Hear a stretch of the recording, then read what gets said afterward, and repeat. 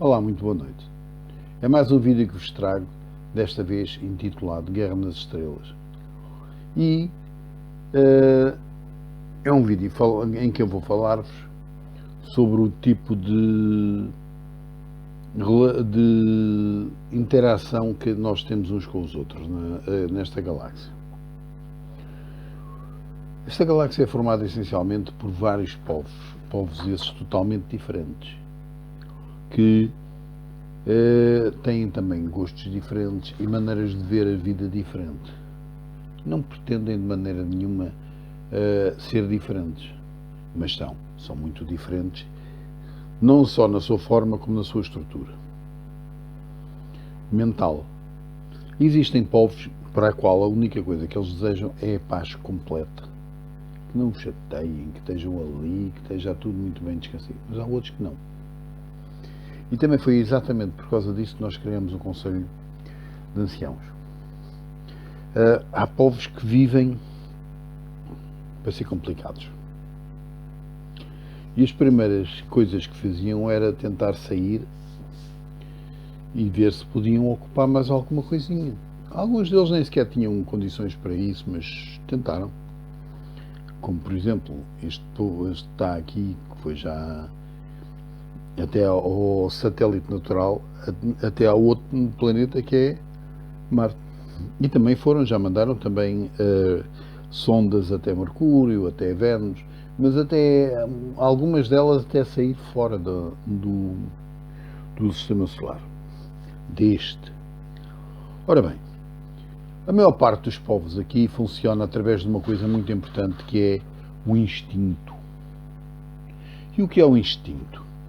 O instinto sempre foi para toda a gente a soma total da verificação a nível empático de tudo o que existe. O instinto é algo que a empatia nos diz e nos transmite. E ao transmitir, torna-nos ou mais sensatos ou menos sensatos. Cada pedaço de vida, cada movimento e cada momento tem a sua verdade. E é uma verdade universal que funciona neste momento e só aí. Depois, claro, muda. O instinto não é uma coisa que dura assim. O instinto é instantâneo, é ali e mais nada. Depois muda. E às vezes é complicado, muito complicado. A existência de cada indivíduo e a sua própria melodia, porque cada pessoa tem uma melodia própria. O que é que isto significa? Tem uma frequência própria de existência que integram é que todos nós integramos uma orquestra que ao fim e ao cabo toca uma sinfonia de ordem universal. O instinto é aquilo que faz duvidar do que nos impingem, ou então faz-nos aceitar imediatamente isso. E nos faz começar a questionar tudo. Questionar porquê? Porque existe uma coisa muito importante que é porquê? Porquê? E nestes casos até porque é que a guerra foi feita, e isto vamos falar e ser muito sinceros e muito honestos. O instinto leva-nos à prática e a praticar atos que às vezes são contrários às leis. Mas não é só às leis universais, é às leis vigentes, porque eu não falo a nível do universal, falo a nível de galáxia. Mas sabem, o truque é perceber que a lei vigente só é vigente e lei enquanto a gente quiser. Se nós conseguirmos pôr pessoas suficientes para mudar a lei, ela muda logo. No universo tudo há em abundância, tudo em riqueza. Riqueza não é dinheiro, é riqueza. E em género para aqueles que o entendem e apreciam. Temos que saber dar, mas também temos que saber receber. E isso trouxe grandes problemas, muito grandes. E o instinto mostra que a melhor proteção para uma alma é não aceitar ou procurar o perigo. Será sempre mais fácil parecer do que ser, e por isso deve sempre se combater o facilitismo da hipocrisia. Tomem atenção que os instintos às vezes trazem-nos para problemas grandes que não estamos preparados para receber. Tem que se desconfiar sempre daquilo que vem muito fácil, porque o que vem fácil vai fácil. E às vezes esquece imediatamente do que é que estamos a falar. E trouxe-nos isso uma coisa muito importante. É que antes do Conselho aparecer, e mesmo agora, porque existem planetas que nem sequer imaginam quem é o Conselho, têm a criação, a tentativa de criar locais onde eles possam estar. Umas vezes porque é superpopulação, outras vezes é poder, e a maior parte das vezes é porque querem. E as pessoas, quando querem, vão lá. Só que às vezes já lá está alguém. E quando está alguém, é uma bronca. É uma bronca porquê? Porque as pessoas que lá estão aceitam paulatinamente o que lá está ou não aceitam. Isso traz-nos um problema, sabe qual é? É que às vezes quem não aceita defende-se. E como se defende, defende-se com o que pode. Uns com pedras, outros com facas, outros com paus, outros com metralhadoras, outros com armas de laser, outros com tudo o que têm. E isso vem trazer uma grande chatice para quem invade. E sabem qual é? Então vou-vos dizer qual é a chatice. Chatice é assim. Chatice é que é muito simples. É o número. Não só o número de quem invade, como o número de quem é invadido. De quem é invadido, se for um planeta completo, pode perder inclusivamente milhares e milhões de seres. Quem invade não pode.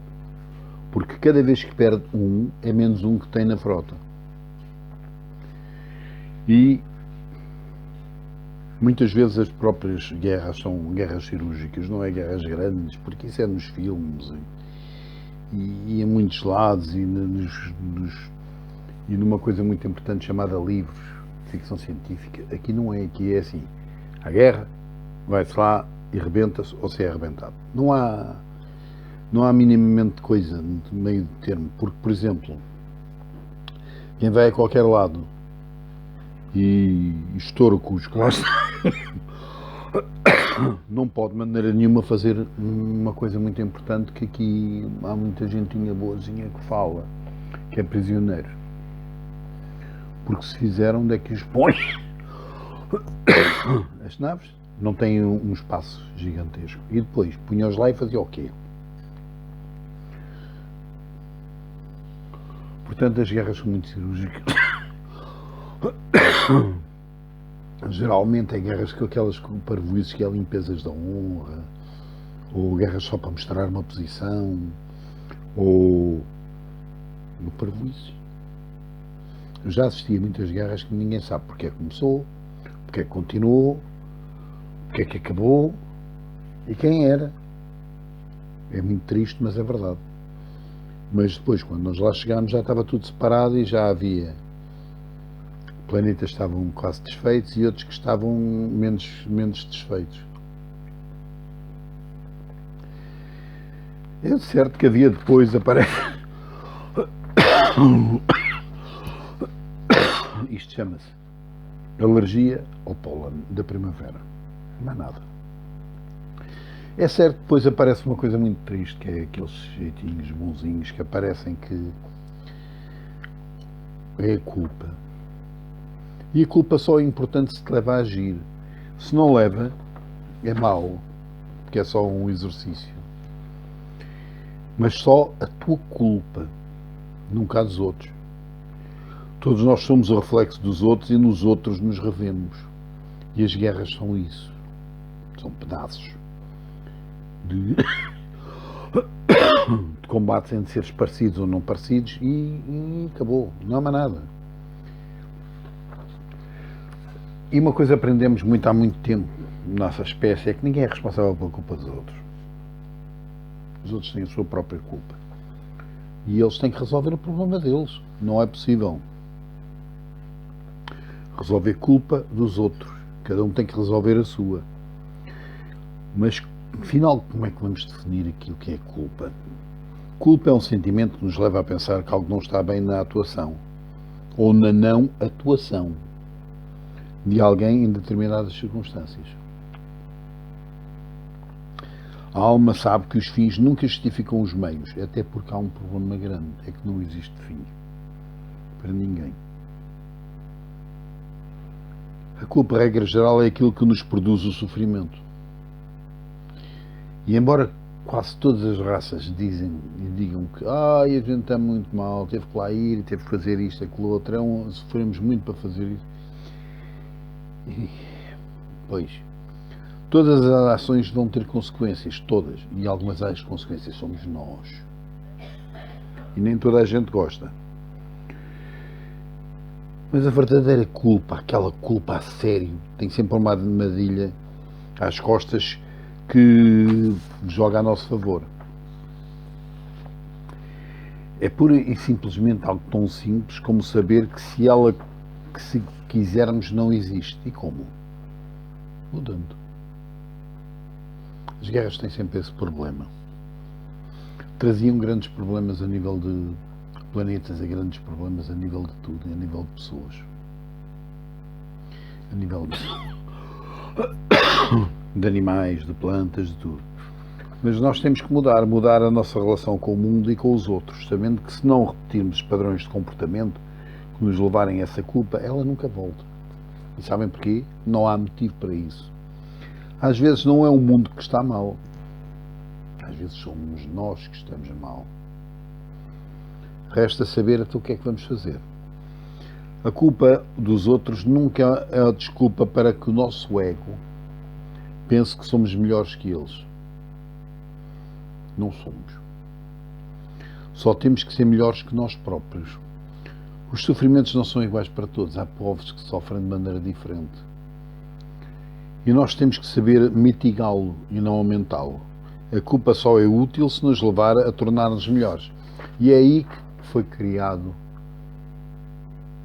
por necessidade mesmo absoluta, o Conselho de Anciãos. Do outro lado da galáxia está o Conselho das Sombras.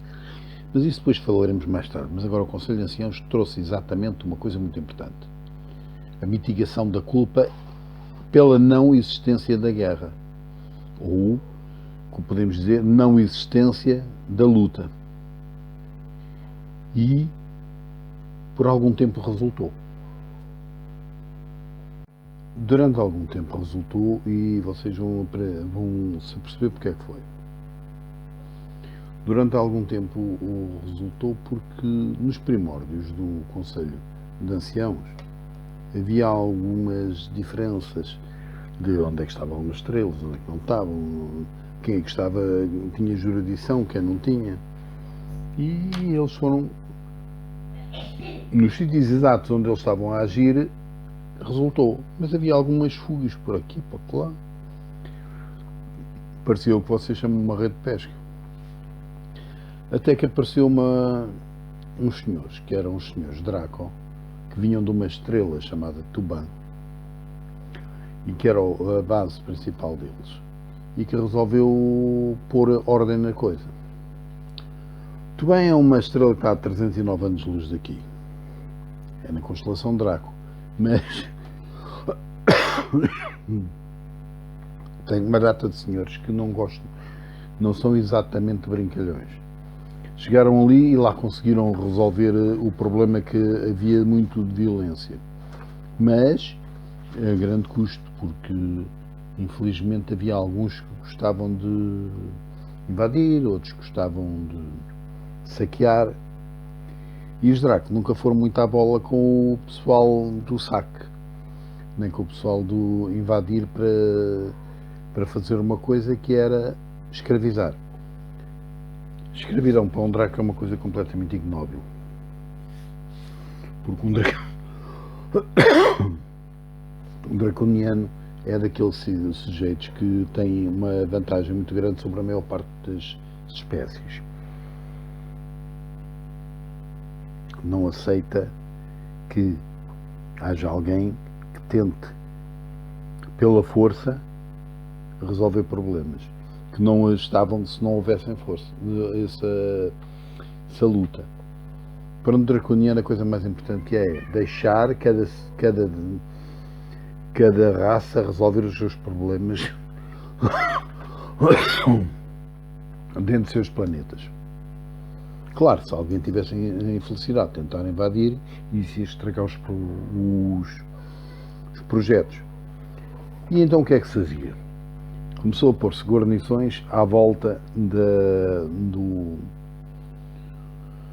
Conselho de Anciãos. Também não podia ser muitos, porque os dragos são muitos, mas não são assim tantos. Então começou-se a pôr nos sítios mais nevrálgicos da questão. Sítios que podia haver problemas e planetas que podiam não estar completamente protegidos. E realmente tinha razão. Havia alguns que não estavam completamente protegidos, nem perto disso. Porque algumas tropas têm uma grande vantagem sobre outras. Sabem qual é? A vantagem para elas é que estão armadas até ao pescoço. Alguns até aos pescoços. Mas tudo vai se resolver. E como é que se resolveu? Os Dothraki têm uma fama muito antiga que diz que vale a pena filmar as coisas, mas não vale a pena deixar evidências.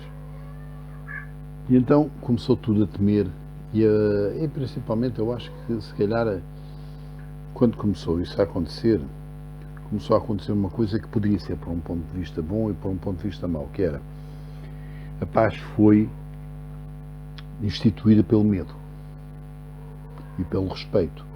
Devia ter sido por aquilo que as pessoas gostam muito, que é e tal, devia ser pela paz e pelo amor à paz, mas infelizmente nós estamos numa galáxia que isso não existe assim. Desculpem lá. Esta galáxia não tem amor à paz. Esta galáxia tinha sempre amor à conquista e à posse. Há raças que não veem outra coisa a não ser posse. Não viam. E uma coisa que os Draco tinham era a não violência.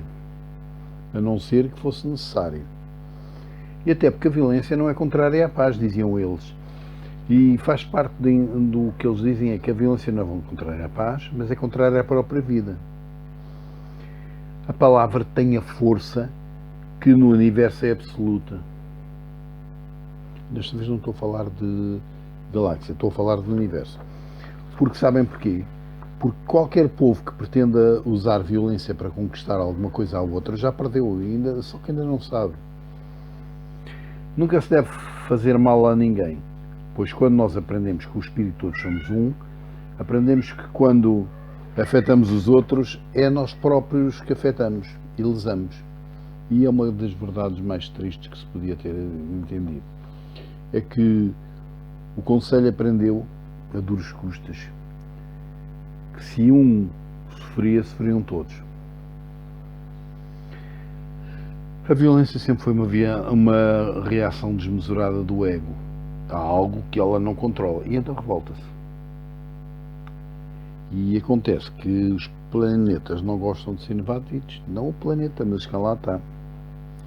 O violento, que é o que vai entrar, mostra que o que existe de errado no ser, pois o Pacífico sabe que mesmo que o magoem e firam, nunca o conseguiram fazer à alma. Isto é um dos dados mais importantes que existe. Nós podemos magoar os corpos, mas esses ficam, portanto. Os violentos estavam já a perder à partida.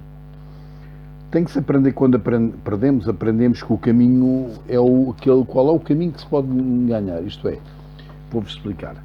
No meio de uma guerra de planetas,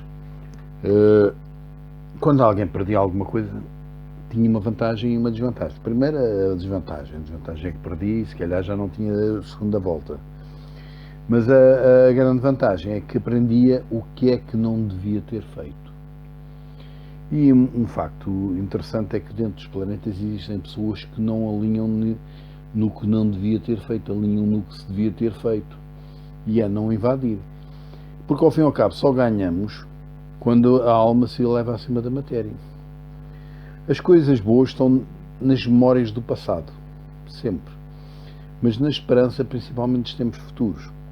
Nunca se deve ter tempo perdendo e ouvindo e sofrendo com as provocações, pois o seu intuito é retardar na evolução. Sempre o foi. É no próprio caminho de cada povo que se deve investir os nossos esforços. Nunca foi preciso que para nós estarmos certos, os outros tenham que estar errados. Mas também se tiverem, qual é o problema? É o caminho deles, têm direito a isso. E foi por isso que o Conselho de Anciãos existia. Uma coisa muito importante é o silêncio do coração. No silêncio do nosso coração está a ordem e o caminho que nos orienta. E foi isso exatamente que levou à criação de um segundo Conselho de Anciãos. Este segundo Conselho de Anciãos foi baseado no primeiro.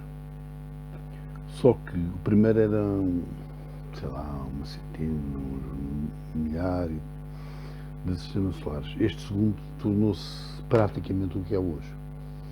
Um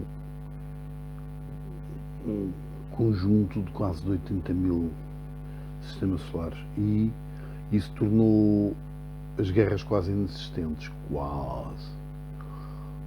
Acontece que o problema da guerra começou a tornar-se uma coisa muito interessante, que foi a existência dos piratas. Os Draco pediram a nossa ajuda, pediram ajuda a Eluínos, pediram ajuda a toda a gente que podiam e conseguiram. A gente, cada vez que os apanha, leva-os ao tribunal.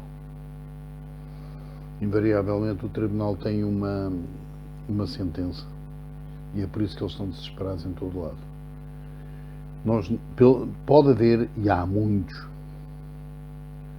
conflitos fora do Conselho de Anciãos. E viemos a saber depois que havia ainda o Conselho das Sombras. Que eu já falei nisso, não vale a pena falar outra vez, mas já falei nisso, um dia falarei de novo. E que os dois juntos, quando se uniram, fizeram um Conselho maior. Mas falamos do Conselho de Anciãos. Tornou-se praticamente impossível a existir uma coisa muito importante, que era a guerras, conflitos. Claro está cá sempre conflitos dentro dos planetas, conflitos próprios. A raiva é uma coisa que toda a gente está a lutar contra isso. Muitos já conseguiram erradicá-la. Outros não, porque há um problema grande, é que existe um conceito social que diz, e social sempre foi, em quase todas as sociedades, que diz que a raiva é aceita em certos casos. Como Drago, digo que é um conceito perigoso e castrador. Quando as pessoas sentem esse conceito, dizem que se estão ofendidas, estão indignadas por algo que as afeta. Tomem atenção ao que eu estou a dizer. É assim uma armadilha do ego que tenta ofuscar o facto de que tudo é transitório e efêmero. E tudo é transitório, tudo passa, nada fica. Tudo o que acontece já aconteceu. Numa circunstância, noutra, mas já aconteceu. Voltará a acontecer, não será grave. Nunca foi. As coisas em si não são boas ou más. Nós é que lhes damos as roupagens da moralidade, que é o que o é, desde que os outros funcionem conforme aquilo que nós queremos. É triste, mas é exatamente isso que acontece. Tem que saber distinguir o que é o passado e o que é definitivo. E como é que se distingue isso? Distingue-se através de uma coisa muito importante. Não é só com a vista, é com o conhecimento que a cabeça ou as cabeças têm. Quando se corta o freio do ego, saberemos viver como respiramos, livremente. Embora algum ego seja necessário, só que há o ego exacerbado e o ego normal. Os seres, na generalidade, são frágeis e são regidos por algo muito importante, que é por conceitos, por educações, por culturas induzidas tanto por si como por outros. Oh não, esta não estava eu à espera, desculpem lá, mas já fui invadido. E a pergunta-chave muitas vezes é que marca aquela vida. Será que é assim tão importante para ser moralmente superior ao resto da população? Epá, mas alguém quer comprar uma gatinha que me ama profundamente? Eu não vi. Algumas vezes, quando o mundo está numa distanciação, qualquer mundo, será sempre bem-vindo a generalidade dos casos, a tal moralidadezinha. Somos nós que temos que mudar. Às vezes não são os outros, somos nós. Enquanto não nos colocarmos na pele dos outros, e é uma das coisas principais que nós temos que fazer, não conseguiremos perceber o que eles pensam. E o que eles pensam geralmente é o que sentem. Os seus desejos, os seus medos, as suas expectativas, o seu motivo de vida. Nem sequer é difícil fazer isso, nem sequer é difícil pôr-se uma pessoa no lugar deles. Exige uma coisa que a maior parte das pessoas não tem, uma dose de humildade e amor incondicional, que nos faz esbarrar com uma coisa que é o egoísmo e o ego. Atenção, ego é egoísmo, mas nem sempre é egoísmo. No dia em que se percebe que ao contemplar o próximo estamos a olhar para o espelho da vida, tudo muda. E foi aí, e é aí que os grandes conflitos que têm acontecido na galáxia, tenho a dizer-vos que a galáxia é tão grande que o simples existência do Conselho de Anciãos é pequenino. E assim uma coisa pequenina. Tem 8.000 anos-luz à volta, mas a galáxia é tão grande que tem que existir em outros lados. Só que ela é tão grande que nós nem sequer sabemos o que é que lá está, só sabemos o que a gente vai lá chegando. Mas há uma coisa que sabemos: onde a gente chega, acabam os conflitos. Às vezes não é por vontade deles, às vezes é por vontade, sabem de quem? Nossa. As guerras são feitas, a nível de planetas, são feitas com instrumentos próprios para isso. São os pequeninos aviões, que vocês chamam aviões e nós chamamos naves. Essas naves têm umas características que a minha esposa vos vai falar. Mas a primeira característica que eu já vos vou dizer, e que ela vai desenvolver mais, é que as naves de guerra não têm lâmpadas, nem faróis. Pois ela vai explicar porquê. Agora, acontece que quando nós chegamos aqui, o planeta onde nós estamos agora, planeta que foi escolhido por todos, isto é, por maioria absoluta, quase todos, para prisão interplanetária, foi escolhida porque existia muita gente que resolvia andar de planeta em planeta e que achavam que era tudo deles. Não era, e eles descobriram muito rapidamente isso. Só que aqui nesta galáxia existem 4 planetas iguais ao nosso. Não na característica física, mas planetas no sentido de prisão. Os outros 3 não nos foi dito a nós, nem a Dracos, nem a Reptilianos, nem sequer a Dragonares. Nós sabemos que existe porque temos evidências deles. Agora, onde estão, essa é interessante. A vossa opinião é tão boa como a nossa. Isto é, nós não sabemos, quem sabe são as naves acásticas, sabem onde é que eles estão, nós não sabemos e cada um não sabe a posição dos outros. E sabem porque é que é assim? Porque se soubéssemos, provavelmente um dia alguém falava e era obrigado a saber onde estavam os outros e contava. Não conselho, não é bom. Até porque se nós conseguimos mover-nos tão rápido no espaço, não é porque criamos grandes portais nem nada. Sabe porquê? Porque a gente consegue fazer uma coisa que é dobrar o espaço. Portanto, de um lado assim, traque.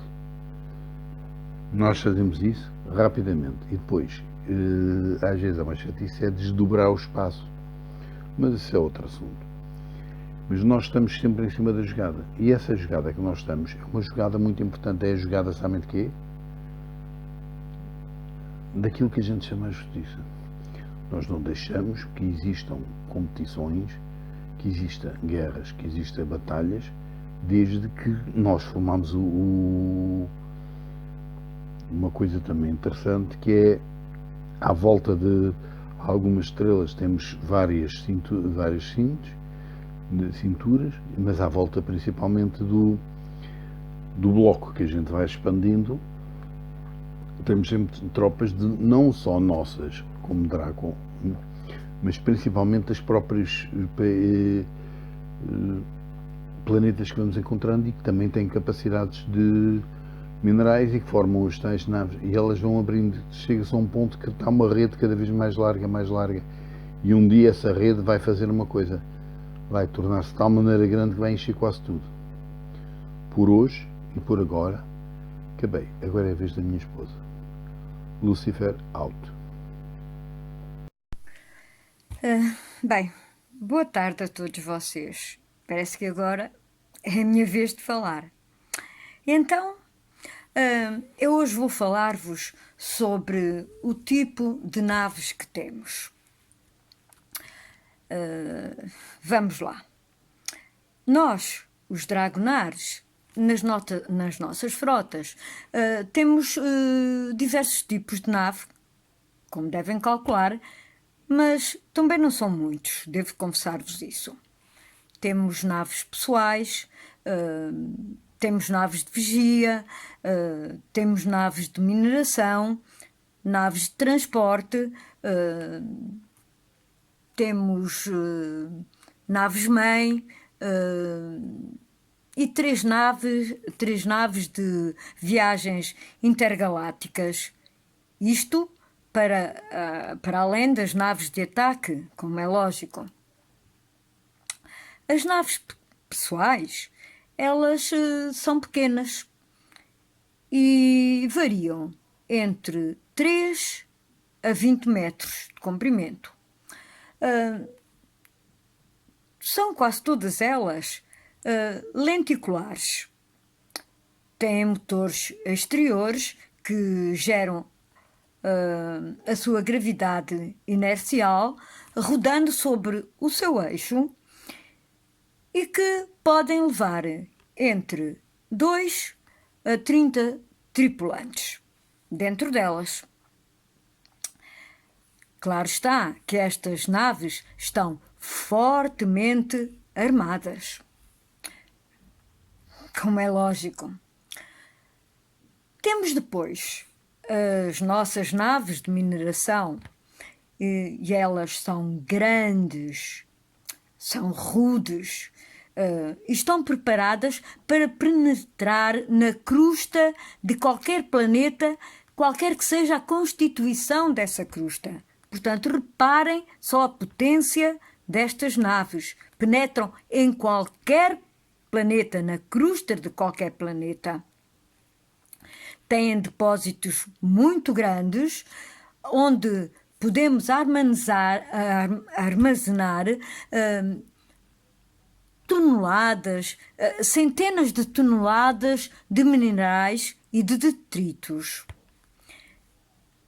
Elas têm entre 100 a 150 quilómetros de comprimento e estão medianamente armadas.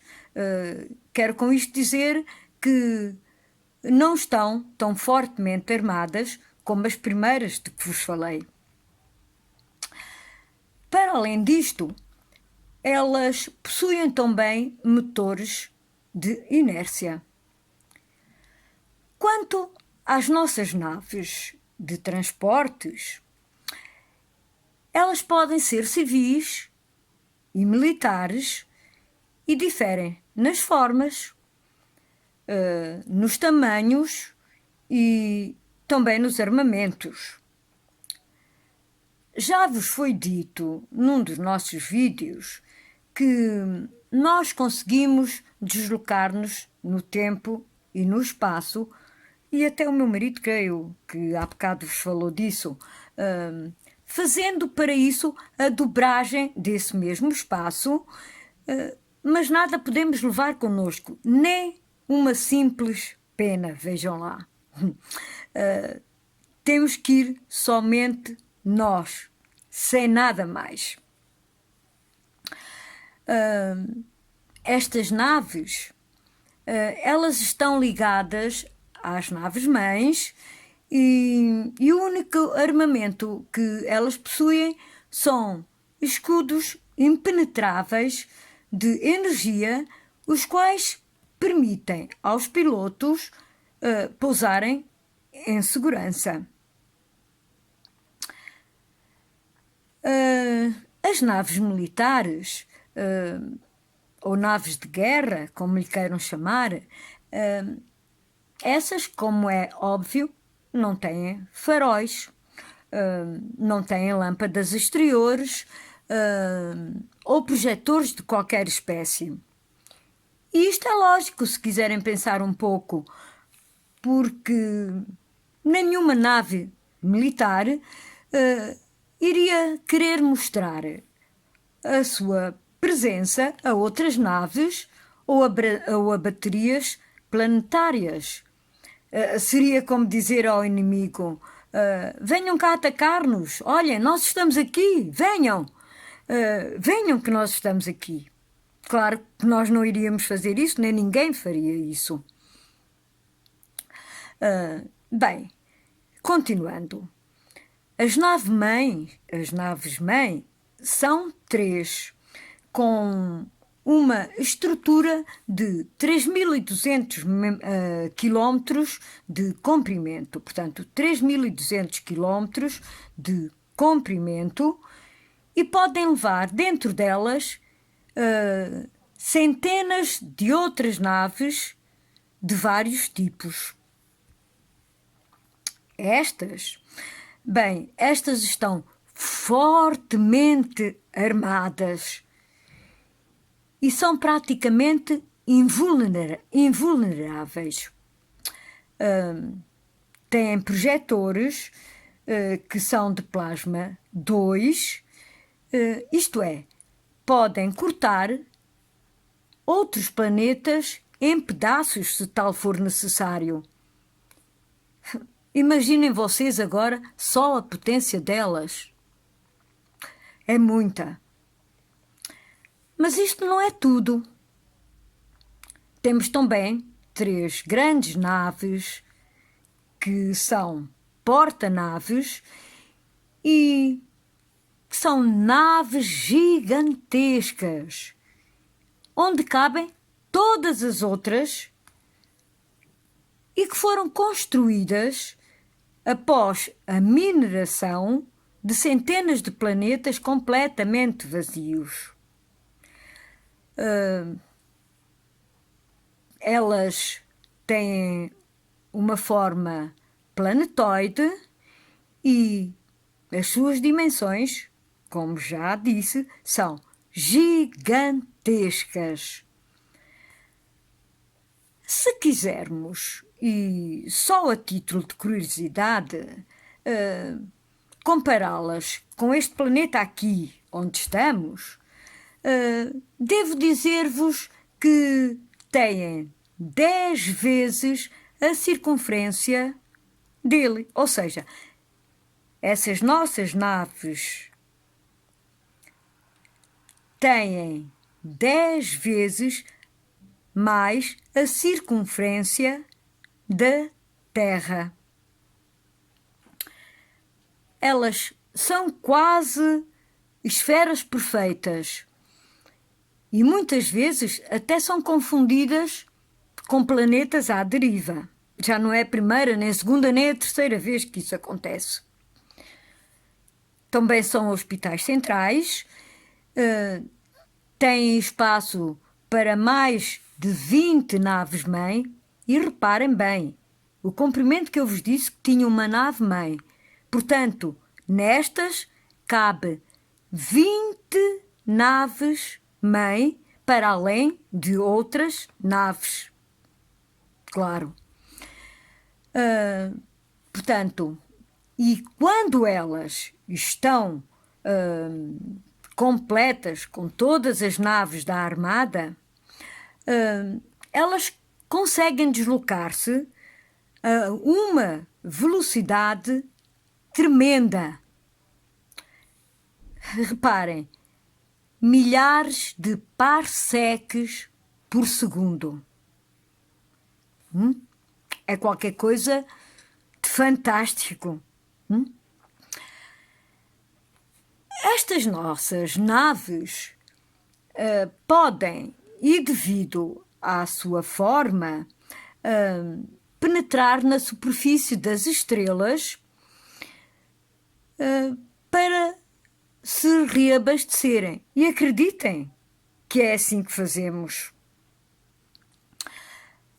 Podem também dobrar o tempo-espaço ou o espaço-tempo para deslocações ainda mais rápidas e também podem, se quisermos, alimentarem-se da matéria escura que forma a galáxia e que está a expandir-se continuamente, como já vos foi dito e como vocês também devem saber.